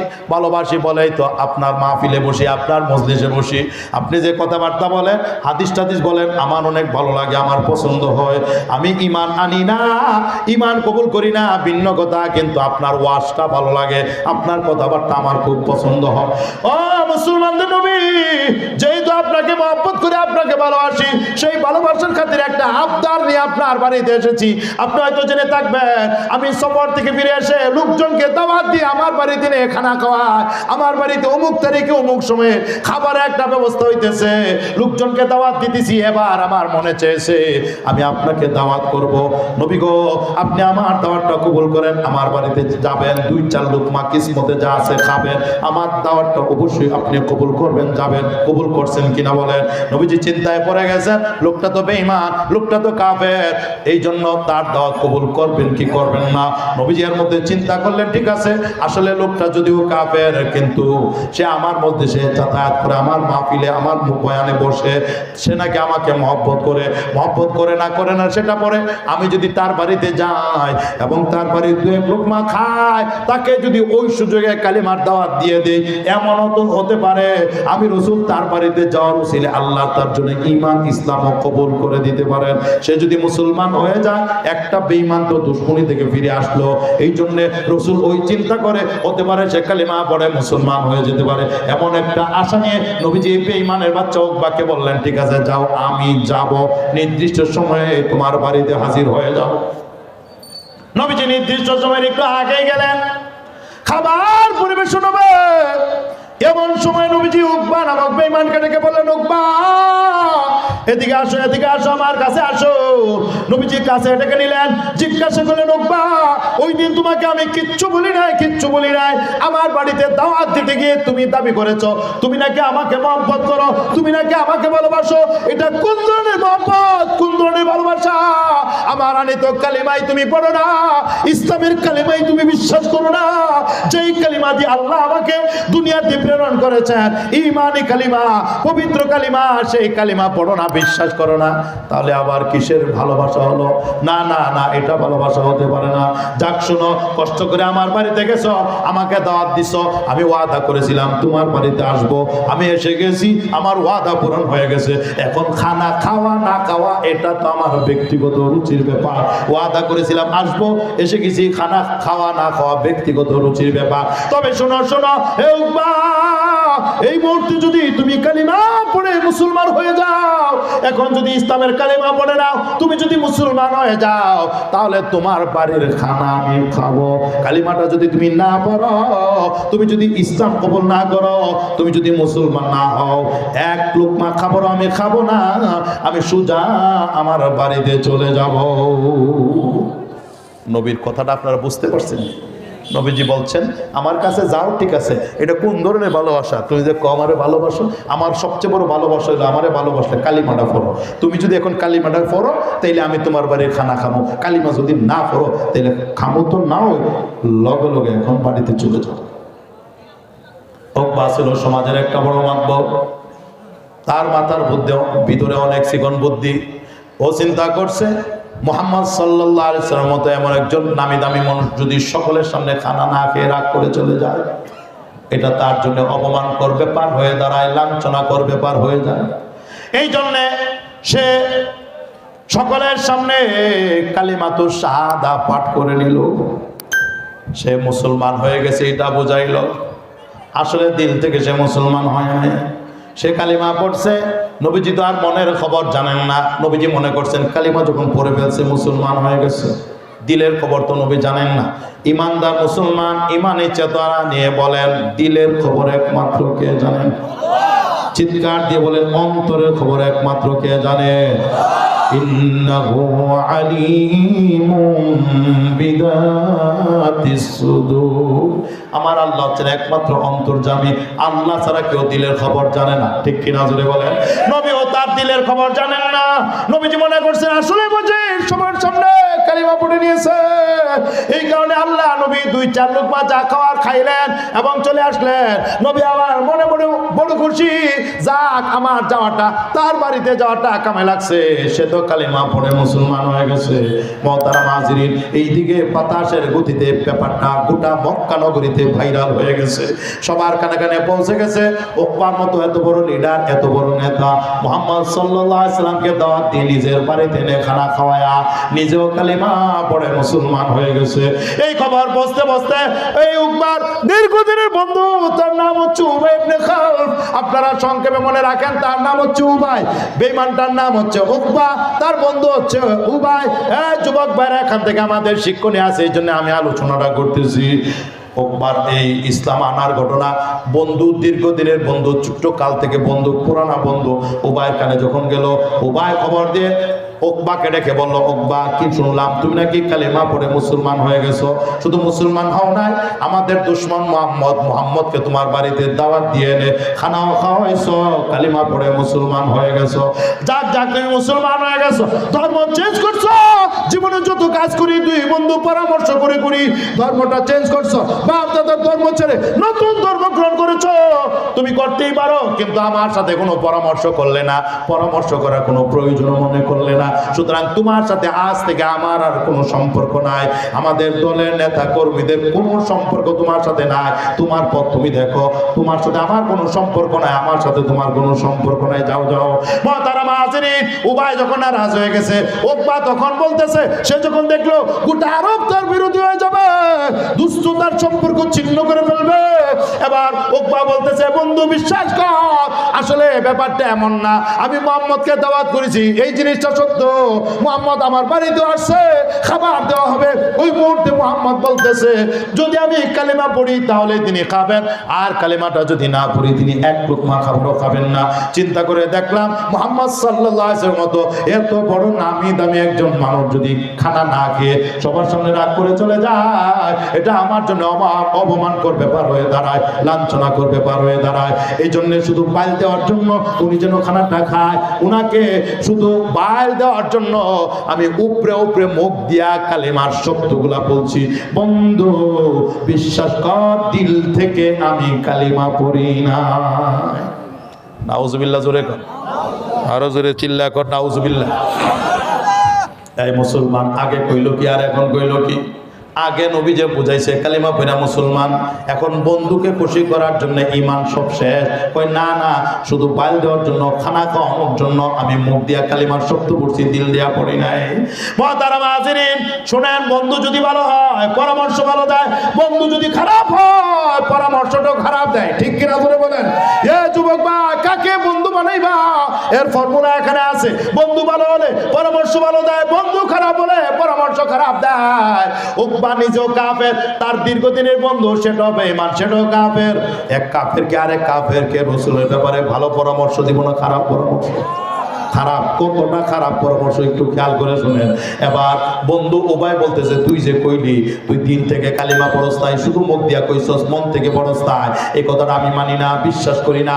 তবে হ্যাঁ, আমি বিশ্বাস করতে পারি তুই যদি একটা কাম কইরা দেখাইতে পারস, এক্ষুনি তুই চলে যাবি মুহাম্মদের বাড়ি দিকে, মুহাম্মদের নাম ধরে ডাক দিবি, মুহাম্মদ যখন তোর ডাকে সাড়া দিয়ে ঘর থেকে বের হয়ে আসবে, উঠানে দাঁড়িয়ে যাবে, তখন কোনো কিছু না বলে, এই খেয়াল করেন, চিৎকার দিয়ে নাউজুবিল্লাহ নাউজুবিল্লাহ বলবেন। সে পরামর্শ দিতেছে, এখন তো তুই মুহাম্মদের বাড়িতে গিয়ে যখন ডাক দিবি আর মুহাম্মদ তোর সামনে এসে দাঁড়াবে, অন্য কোনো কথাবার্তা বলার দরকার নাই। তোর মুখ থেকে থুতু বের করে সোজা মুহাম্মদের চেহারায় থুতুটা মাইরা দিবে। জোরে জোরে কর নাউজুবিল্লাহ, আরো জোরে কর নাউজুবিল্লাহ।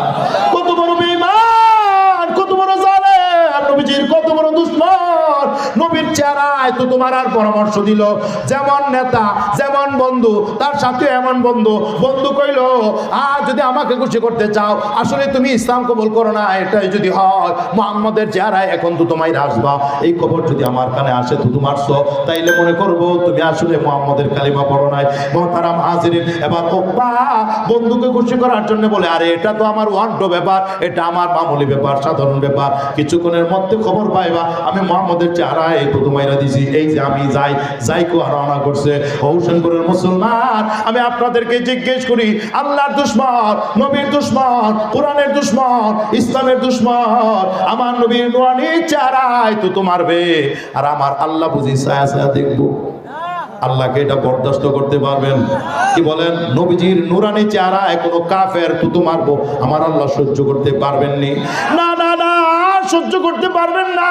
খেয়াল করে শুনেন, বেঈমান উকবা বন্ধুকে খুশি করার জন্য রওনা করছে। নবীর বাড়ির সামনে গিয়ে নবীকে নাম ধরে ডাক দিয়েছে।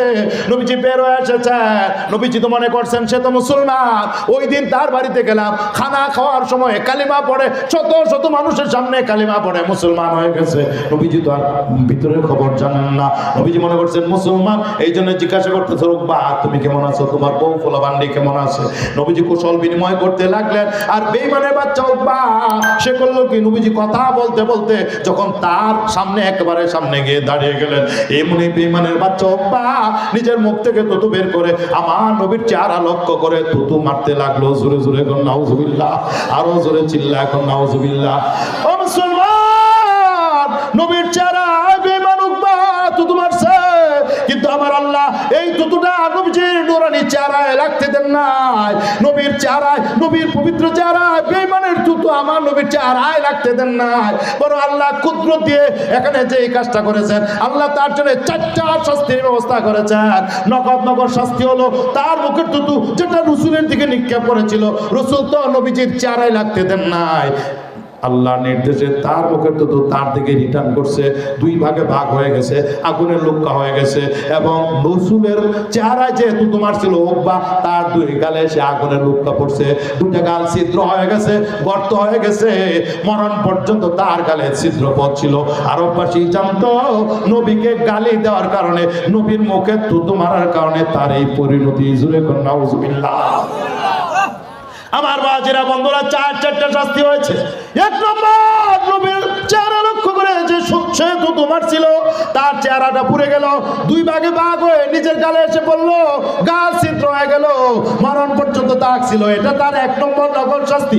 2 নম্বর, বদর যুদ্ধে মুসলমানদের হাতে নির্মম ভাবে মারা হয়েছে। 3 নম্বর, বিশ্ববাসীকে সতর্ক করার জন্য এই বিষয়টা কোরআনে কারিমের সূরাতুল ফুরকানের 19 পারার 1ম পৃষ্ঠায় আল্লাহ আয়াত নাজিল করে হাসরের ময়দানে তার কঠিন শাস্তি হবে সেই বিবরণটা আলোচনা করেছে। এটা তার 3 নম্বরের শাস্তি। 4 নম্বর শাস্তি হলো কঠিন শাস্তি তাকে জাহান্নামে ভোগ করতে হবে। এই 4টা শাস্তি হয়েছিল রাসূলের সাথে বেয়াদবি করার কারণে। জোরে কোন শাস্তি হয়েছে কয়টা? সবাই বলেন না বাবা কয়টা? নবীর চেহারার দিকে থুতু মারছে, থুতু তার রাসূলের গায়ে আমার আল্লাহ লাগতে দেন নাই, বরং তার মুখের থুতু আগুনের লুক্কা হয়ে 2 ভাগে ভাগ হয়ে নিজের গালে এসে পড়ছে, গা 2টা পুড়ে গেছে, ছিদ্র হয়ে গেছে। 2 নম্বর শাস্তি, বদর যুদ্ধে মুসলমানদের হাতে নির্মম ভাবে মারা হয়েছে। 3 নম্বর শাস্তিটা আলোচনা করব, সেটা আয়াতের মধ্যে আছে। 4 নম্বর শাস্তি হলো জাহান্নামের ভিতরে কঠিন থেকে কঠিন আযাব তাকে ভোগ করতে হবে।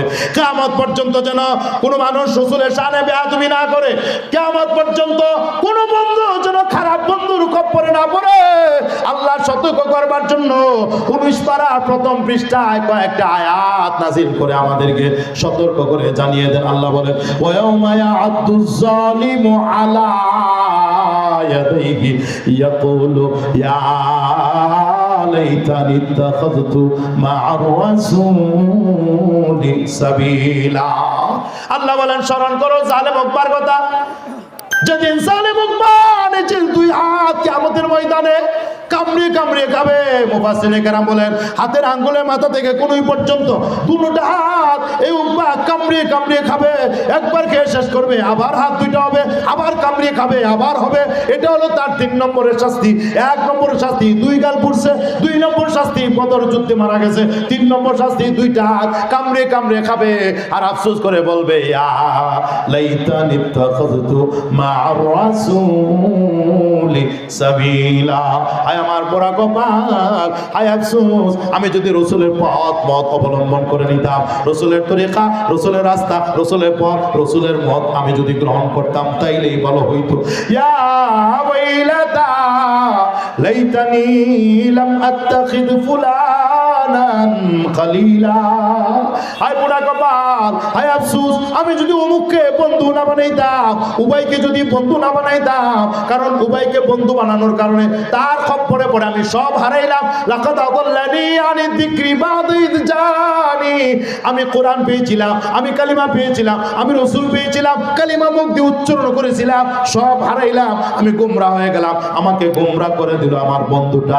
উবাইয়ের খপ্পরে পড়ে তার মিশন বাস্তবায়ন করার জন্য, তাকে খুশি করার জন্য আমি কোরআন ছাড়লাম, নবী ছাড়লাম, কালিমা স্বীকার করলাম, সব বাদ দিলাম, আমি তো ধ্বংস হয়ে গেলাম। মুহতারাম আজিজ, মুফাসসিরিনে কেরাম আয়াতের ব্যাখ্যায় লিখেছেন, যদিও এই আলোচনাটা উকবা ইবনে আবি মুআইদ আর উবাইকে কেন্দ্র করে নাযিল হয়েছে, তবে কিয়ামত পর্যন্ত, এ যুবক ভাই সাবধান সাবধান, মুফাসসিরিনে কেরাম বলেন কিয়ামত পর্যন্ত যত বন্ধু আরেক বন্ধুর খপ্পরে পড়ে ঈমান হারা হবে, আমল নষ্ট হবে, আলেম ওলামা থেকে সরবে, কোরআন থেকে ইসলাম থেকে দূরে সরে যাবে, তারা কিয়ামতের দিন আল্লাহর আদালতে দাঁড়িয়ে উকবার কণ্ঠের সাথে কণ্ঠ মিলে তারাও আফসোস করে বলবে ইয়া লাইতানি ইয়া ওয়াইলাতা লাম আত্তাখিদ ফুলানান খলিলা, হায় আফসোস, অমুককে যদি বন্ধু না বানাইতাম, দুনিয়াতে যদি অমুকের সাথে না চলতাম তাইলেই ভালো হতো। কিন্তু ওই সময় জাহান্নামের মধ্যে গিয়া কানলে চিল্লাইলে কোনো লাভ হবে না, কোনো লাভ হইব নি। রোনে কা ওয়াক্ত জব তো রুয়া নেহি, रोने का वक्त जब तो रोया नहीं, वक्त जाने के बाद रोने से कोई फायदा नहीं। কবি কয় যখন কান্দার দরকার কান্দো নাই, এখন কান্দে লাভ হইব কি? যুবক ভাই, শয়তানের ধোঁকা থেকে বাঁচতে হবে, গুনাহ থেকে বাঁচতে হবে, খারাপ বন্ধুর খপ্পরে পড়া যাবে না, ভালো মানুষের সাথে চলতে হবে। গুনাহ যদি হয়ে যায়, তুমি আল্লাহর দরবারে চোখ থেকে 1-2 ফোঁটা গরম পানি ছেড়ে দিয়ে লজ্জিত অনুতপ্ত হয়ে দৃঢ় সংকল্প করে আল্লাহকে যদি ডাক দাও, আল্লাহ গুনাহ করেছি, অন্যায় করেছি, আল্লাহ তওবা করতেছি, দৃঢ় সংকল্প করেছি ভবিষ্যতে আর গুনাহ করব না, চোখ থেকে 1 ফোঁটা 2 ফোঁটা, আমার নবী কয় একটা মাছির মাথার সমপরিমাণ চোখের পানি 1 ফোঁটা 2 ফোঁটা পানি যদি ছেড়ে দাও, তোমার চোখের পানিটা নাকে ডগা আসার আগে আগে রব্বে কারীম তোমার জিন্দেগীর তামাম গুনাহ খাতাগুলি মাফ করে দিবে। এই জন্য যৌবনকালের ইবাদত বড় দামি। তাই রাসূল করিম সাল্লাল্লাহু আলাইহি ওয়াসাল্লাম বলেছেন কিয়ামতের দিন যে 5টা জিনিসের প্রশ্ন হবে, এর মধ্যে যৌবনকালেরও একটা হিসাব আমার আল্লাহ চাইবেন। নবীজি বলছেন লা তাজুলু কদাম ইবনি আদম ইয়াউমাল কিয়ামা হাত্তা ইউসআলা আন খামস, 5টা প্রশ্নের উত্তর না দিয়ে কেউ একটা কদম সামনে বাড়াতে পারবে না। আন উমরিহি ফিমা আফনা ওয়া আন শাবাবিহি ফিমা আবলা, 1 নম্বর সারা জীবনের হিসাব দাও, জীবনটা কেমনে কাটাইছো, সারা জীবনের হিসাব চাওয়া হবে। 2 নম্বর মুসলমান খেয়াল করে বুঝান, সারা জীবনের মধ্যে যৌবনকালটা আছে। সারা জীবন বলতে তো জন্ম থেকে মৃত্যু পুরাটাই সারা জীবন, ঠিক কিনা জোরে বলেন? এই জন্ম থেকে মৃত্যু এই জীবনটার মধ্যে যৌবনকালটা এমনিতে আছে, কিন্তু 2 নম্বর পয়েন্ট করে আলাদাভাবে আবার জানতে চাওয়া হবে, প্রশ্ন করা হবে ওয়ান শাবাবিহি ফিমা আবলা, তোমার সারা জীবনের মধ্যে সবচেয়ে দামি, সবচেয়ে সোনালী সময়, সবচেয়ে গুরুত্বপূর্ণ সময় ছিল যৌবনকাল। যৌবনকালটাকে তুমি কোথায় ব্যয় করেছ, ক্ষয় করেছ, লয় করেছ, নষ্ট করেছ, হিসাব দিতে হবে আল্লাহর দরবারে। যৌবনের হিসাব দিতে হবে আল্লাহর দরবারে। সম্পদ কোথা থেকে উপার্জন করেছো, এটারও হিসাব দিতে হবে আল্লাহর দরবারে। কোথায় ব্যয় করেছো, এটারও হিসাব দিতে হবে আল্লাহর দরবারে। কতটুকু আমল করছে, এটারও হিসাব দিতে হবে আল্লাহর দরবারে। এই 5টা প্রশ্নের মধ্যে একটা গুরুত্বপূর্ণ প্রশ্ন হলো যৌবনকালের প্রশ্ন, ঠিক না বেটি? শয়তান মানুষের পিছনে লাগা আছে, যুবক ভাই, এই জন্য হারাম কাম থেকে, জিনা ব্যভিচার অশ্লীলতা থেকে সবসময় দূরে থাকতে হবে। ওয়ালা তাকরাবুজ জিনা ইন্নাহু কানা ফাহিশাতাও ওয়া সাআ সাবিলা। তোমরা জিনা ব্যভিচারের ধারে কাছেও যেও না, জিনা করিও না, এটা বলেন না আমার আল্লাহ। আল্লাহ বলছেন কাছেও যাও না, ধারে কাছেও যাও না। জিনার আগে পরের যতগুলি গুনাহ সব হারাম আর হারাম, সব কবিরা গুনাহ। এই যুবক ভাই, আমি বলে যাই, খেয়াল করে শোনো। নবীজি বলছেন চোখ দিয়ে বেগানা নারী দেখো, এটা চোখের জিনা হয়ে যায়। মুখ দিয়ে বেগানা নারীর সাথে কথা বলো, এটা মুখের জিনা হয়ে যায়। কান দিয়ে বেগানা নারীর কথাগুলি শোনো, কানের জিনা হয়ে যায়। হাত দিয়ে বেগানা নারীকে স্পর্শ করো, হাতের জিনা হয়ে যায়। পা দিয়ে বেগানা নারীর সাথে সাক্ষাতের জন্য হেঁটে হেঁটে যাও, পায়ের জিনা হয়ে যায়। এমনি ভাবে দিলের ভিতরে কত জল্পনা কল্পনা পরিকল্পনা, দিলের জিনা হয়ে যায়। এতগুলি হারাম আর জিনার কাম যাদের দ্বারা হয়ে যায়, অঙ্গ প্রত্যঙ্গের দ্বারা হয়ে যায়। আমার নবী এখানে যুবক যুবতী শুধু দুইজন না, ও সালিস ও শয়তান, এই দুইটার সাথে আরেকটা 3 নম্বর আছে, এটা হলো ইবলিস শয়তান। এই ইবলিস শয়তান এতগুলি হারাম কামের ভিতর দেওয়ার সময় সুযোগ বুঝে এদের দুইজনকে অরিজিনাল হারাম কামে জিনা ব্যভিচারে লিপ্ত করে ছাড়ে। মুসলমান এই জন্য সাবধান, কেউ যদি হারাম কামে লিপ্ত হয়, এমন অনেক অনেক হারাম কাম আছে, এগুলো থেকেও যদি লিপ্ত হয় তার ঈমানটাই থাকে না। বুখারী এবং মুসলিম শরীফের হাদিস, বিশিষ্ট সাহাবী হযরত আবু হুরায়রা রাদিয়াল্লাহু তাআলা বর্ণিত হাদিস, রাসূল সাল্লাল্লাহু আলাইহি ওয়াসাল্লাম ইরশাদ করেছেন, লা ইয়াজনি যানি হিনা ইয়াজনি ওয়া হুয়া মুমিন, ওয়া লা ইয়াসিকু সারিকু হিনা ইয়াসিকু ওয়া হুয়া মুমিন, ওয়া লা ইয়াশরাবুল খামরা হিনা ইয়াশরাবুহা ওয়া হুয়া মুমিন। লম্বা হাদিসের একাংশ। আল্লাহ নবী বলেন, উম্মত সাবধান সাবধান, জিনাকার মানুষ যখন জিনা ব্যভিচারে লিপ্ত হয়, ওই মুহূর্তে তার মধ্যে আর ঈমান থাকে না। জোরে করে নাউজুবিল্লাহ। জিনার ঈমান দুইটা একত্রিত হতে পারে না। ঈমান থাকলে জিনার কাম করতে পারে না, জিনা যারা করে তাদের মধ্যে ঈমান থাকে না। 2 নম্বর, চোর যখন চুরি করে তার মধ্যে ঈমান থাকে না। ডাকাত ডাকাতি করে ওই সময় ঈমান থাকে না। লুণ্ঠনকারী লুণ্ঠন করে, ছিনতাইকারী ছিনতাই করে, সন্ত্রাসী সন্ত্রাসমূলক কর্মকাণ্ডে লিপ্ত হয়, তার মধ্যে ঈমান থাকে না। ও যুবক ভাই, এমনি হবে। রাসূল সাবধান করে বলেন, ওয়ালা ইয়াশরাবুল খামরা হিনা ইয়াশরাবুহা ওয়া হুয়া মুমিন। কোন মুমিন শরাব পান করতে পারে না। ঈমান যদি থাকে, মদ, ইয়াবা, মদ, গাঁজা, ইয়াবা, ফেনসিডিল, নেশা জাতীয় দ্রব্য এগুলো সেবন করতে পারে না। নেশা যখন সেবন করে তার মধ্যে ঈমান থাকে না। নবীজি বলছেন, কুল্লু মুসকিরিন হারাম মা আসকার কাসীরু ফাকালিলু হারাম। নেশা জাতীয় দ্রব্য সব হারাম, যেটা অতি মাত্রায় সেবন করলে মাতলামি আসে, অল্প মাত্রায় সেবন করলে মাতলামি যদিও না আসে তবুও সেটা হারাম। পায়খানা কম হোক বেশি হোক, আগাগোড়া পুরাটা হারাম। নেশা আগাগোড়া সবটাই হারাম। ঠিক কিনা জোরে বলে? যুবক ভাইরা, আমি বিশেষভাবে বলবো, এই মদ, গাঁজা, ইয়াবা, ফেনসিডিল, জুয়া, এগুলো অন্ধকার। এই অন্ধকারের দিকে কেউ পা বাড়াবে না। তুমি ইসলামের পথে আসো, কোরআনের পথে আসো, সুন্নাহর পথে আসো। এই পথ হচ্ছে ইসলামের রাজপথ, আলোকিত পথ। অন্ধকার থেকে বের হয়ে আলোর পথে চলে আসো। ঠিক কিনা? মুহতারাম হাজিরিন, আমার নবী বলেন, শরাবখোর মদখোর যখন নেশা সেবন করে তার মধ্যে ঈমান থাকে না। এমনি ভাবে নবীজি বলেন, খেয়ানতকারী যখন খেয়ানত করে, আত্মসাৎকারী আত্মসাৎ করে, তার মধ্যে ঈমান থাকে না, ঈমান থাকে না। দুর্নীতিবাজ দুর্নীতি করে, তার মধ্যে ঈমান থাকে না। আমাদের দেশে তো এমন দুর্নীতিবাজ আছে, 57,000 কোটি টাকা। কত টাকা জোরে কন? দরবেশ সাহেব যে লুটপাট করছে কত কোটি টাকা? 57,000 কোটি টাকা। পদ্মা সেতু বানায় আরো হাজার হাজার টাকা থাকে। এবার আসলে দরবেশ না, ধরেছে বেশ। দেখছেন না, নৌকার মধ্যে যখন ধরাটা পড়ছে, বাবা রে বাবা, সামনে ছিল আরেকজন, আমারে ধরছেন, পিছিয়ে দেন না, দরবেশে ধরায় দিছে একেবারে দাড়ি দুড়ি চাইসা। এমনি তত বড় দাঁড়িয়েছে দরবেশের বাপ যখন আছে, দাড়ি দুড়ি চাইসা সামারের মতো হয়ে গেছে গা, একটা লুঙ্গি আর একটা গেঞ্জি। ঠিক কিনা জোরে খাও? এগুলো আসলে দরবেশ না, এগুলো ধরে বেশ। কথা বলেন না কেন?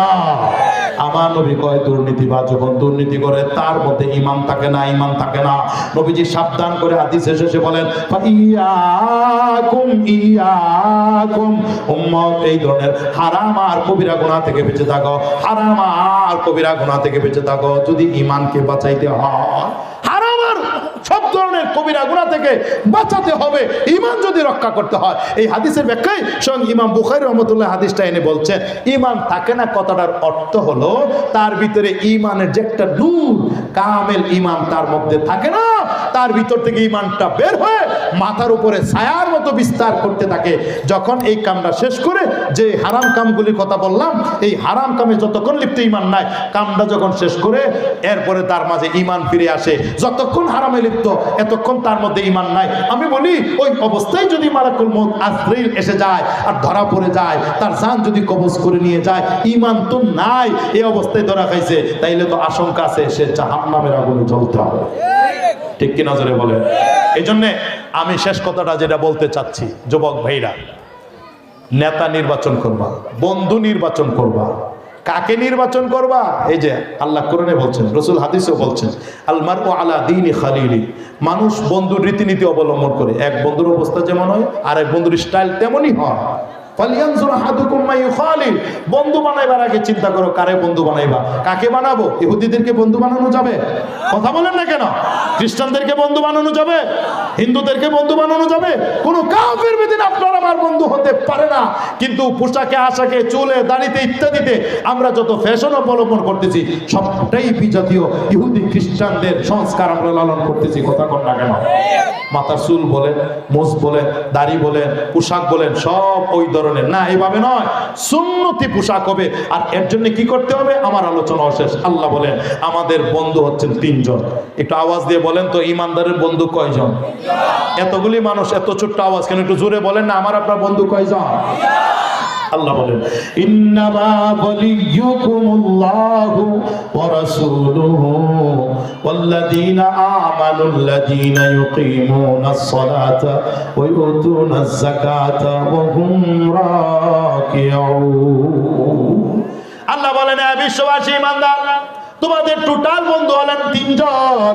এক নম্বর বন্ধু হলেন আল্লাহ। জোরে বলেন ঈমানদার, এক নম্বর বন্ধু কে? আল্লাহ। তোমার আমার বন্ধু যেহেতু আল্লাহ, বন্ধু বন্ধুর কথা মানে, এত ঈমানদার কার কথা মানবে? আল্লাহর কথা মানবে। জোরে কোন কার কথা? এক নম্বর কাজ আল্লাহর হুকুম পুরোপুরি মানা। আমরা মানবো তো ইনশাআল্লাহ? জোরে বলেন না ইনশাআল্লাহ? এক নম্বর বন্ধু হলেন আল্লাহ। দুই নম্বর ওয়া রাসূলুহু, আল্লাহর পরে ও ঈমানদার, আল্লাহ তাআলা বলতেছেন আল্লাহর পরে তোমাদের দ্বিতীয় বন্ধু হলেন রাসূল। নবী করিম সাল্লাল্লাহু আলাইহি ওয়াসাল্লাম হচ্ছেন আপনার আমার বন্ধু। চিল্লায় বলেন সুবহানাল্লাহ। বন্ধু বন্ধুর কথা মানে, বন্ধু বন্ধুর রীতি অনুযায়ী চলে। সুতরাং তোমার আমার চলার স্টাইল, যত তরিকা, সব হবে রাসূলের তরিকা। ঠিক কি না? জোরে বলেন। মানে আব্বা সুন্নতি ফাকাদ হাব্বানি ওয়া মান আহাব্বানি কানা মাই ফিল জান্নাহ। আমার নবী বলেন আমার সুন্নতকে যে মহব্বত করলো, আমার সুন্নতকে যে ভালোবাসলো, সে আমাকে ভালোবাসলো। আমার নবী কয় আমার সুন্নত মহব্বত করার মাধ্যমে যে আমাকে মহব্বত করলো, ভালোবাসলো, কথা দিলাম সে আমার সাথে আল্লাহর জান্নাতে থাকবে। কাজে যুবক ভাইরা, মুরব্বীরা, আমার বাবারা, আমার মায়েরা, আমরা যারা রাসূলের সাথে থাকতে চাই, সবগুলি কাজ রাসূলের সুন্নত তরিকায় করতে হবে।